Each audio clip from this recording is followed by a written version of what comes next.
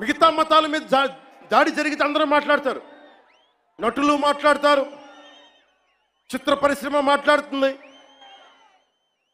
వ్యాపారస్తులు అందరూ మాట్లాడతారు. ఇది తప్పండి, ఇలా జరగకూడదని. అదే సనాతన ధర్మం మీద జరిగితే ఒక్కళ్ళు నోరు మెదపరు.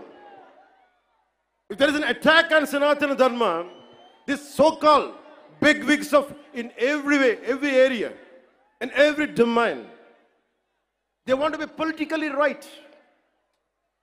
Let me tell you, I hate to be politically right. I prefer speaking truth.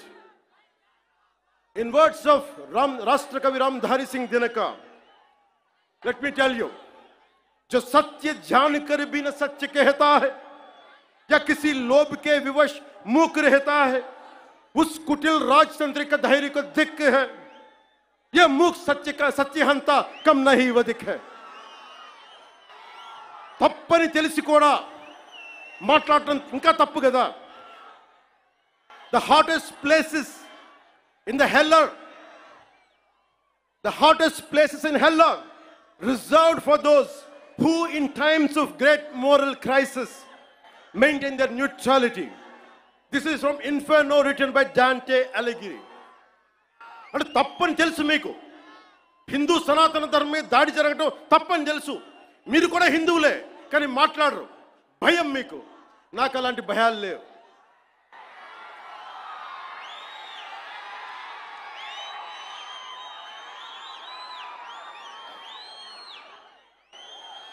తప్పు జరుగుతుంటే ఎంతకాలం ఊరుకుంటాం? దాడులు జరుగుతాయి, నిత్యకృత్యం అయిపోతే నోరు మెదపకూడదా? శాంతి వచనాలు పలకండి అంటారు. ఎలా శాంతి వచనాలు పలుకుతాం? ఇదే మీరు ఒక అల్లా గురించి, ఒక మహమ్మద్ ప్రవక్త గురించి మాట్లాడితే దేశాన్ని తగలబెట్టేస్తారు కదా, ప్రపంచం గగ్గోలు పెట్టేస్తారే. మరి హిందూ ధర్మం మీద దాడి జరిగితే హిందువులుగా మేము నోరు మెదపకూడదా? మేము మతోన్మాదం అయిపోతామా? If there is an attack on Sanatana Dharma, do we have to keep quiet? Is it a sin to raise our concern? Is it a sin to to raise our pain? That makes us fanatical Hindus. This is what you secularists say.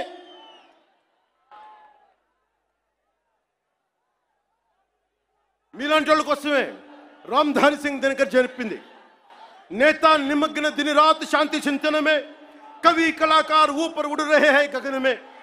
यज्ञाग्नि Hind में समझ नहीं पाती है, पौरुष की ज्वाला रोज बुझ जाती है.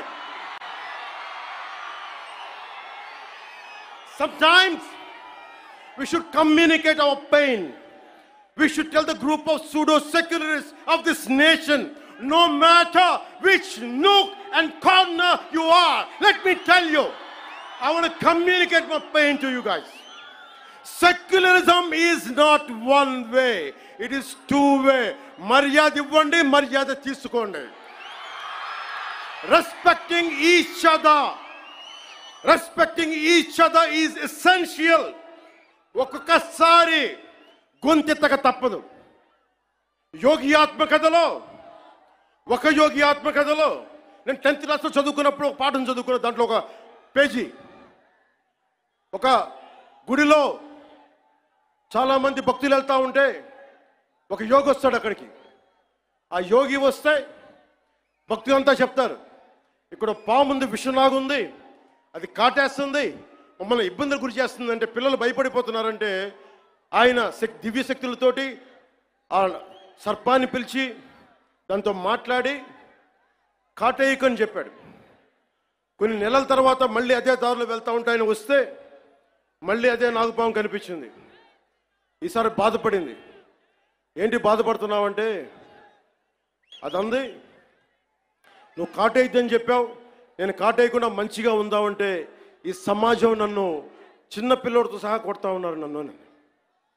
అప్పుడు ఆ యోగి చెప్పింది ఏంటంటే, నేను కాటేయద్దని చెప్పాను కానీ బుస కొట్టమని చెప్పలేదు కదా. నేను దాడి చేయట్లా, మా ఆవేదనను వెళ్ళగక్కుతున్నాం, మా బాధని, మా ఇబ్బందిని చెప్తున్నాం. That's why I'm telling you, secularism to the highest, whoever is listening to it, let me tell you, secularism can never be one way. It has to be two way. Respect, take respect, give respect.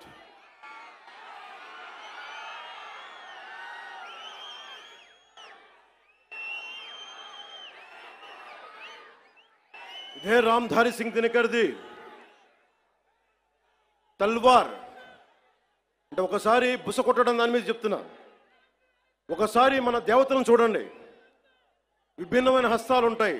6 అమ్మవారికి ఉంటుంది. రేపు రోజున దసరా, అమ్మవారి చేతుల్లో ఖడ్గం ఉంటుంది, అంకుశం ఉంటుంది, కొరడా ఉంటుంది, అభయహస్తం ఉంటుంది, వరద హస్తం ఉంటుంది, అన్నీ ఉంటాయి. అంటే ఎవరు పరిస్థితిని బట్టి ఎవరు ఏది కోరుకుంటే, దుర్మార్గుడిని కూర్చోబెట్టి లాలించం, గట్టిగానే మాట్లాడతాం. అహంకారంతో కొట్టుకున్నోడికి అంకుశం పెట్టి గుచ్చుతాం. మదవెక్కి కొట్టుకున్నోడిని కొరడాతో కొడతాం. పిచ్చులేసిపోయినోడికి మన కత్తికి పని చెప్తాం.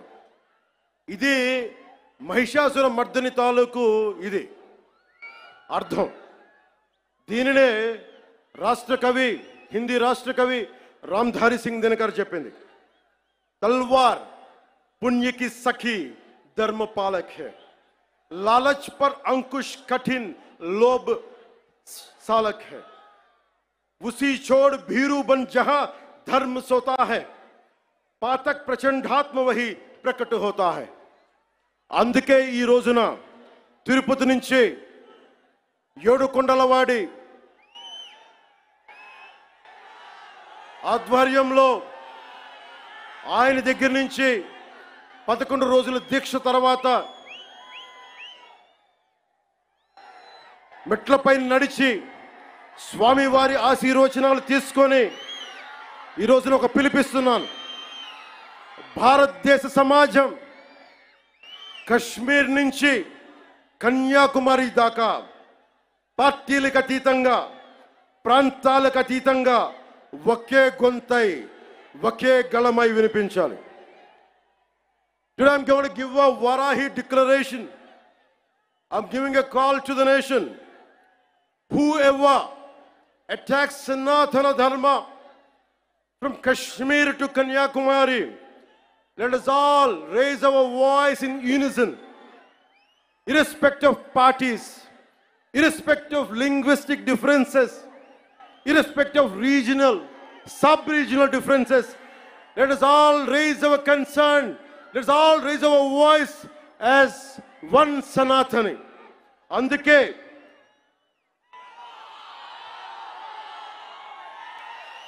అందరి కోసం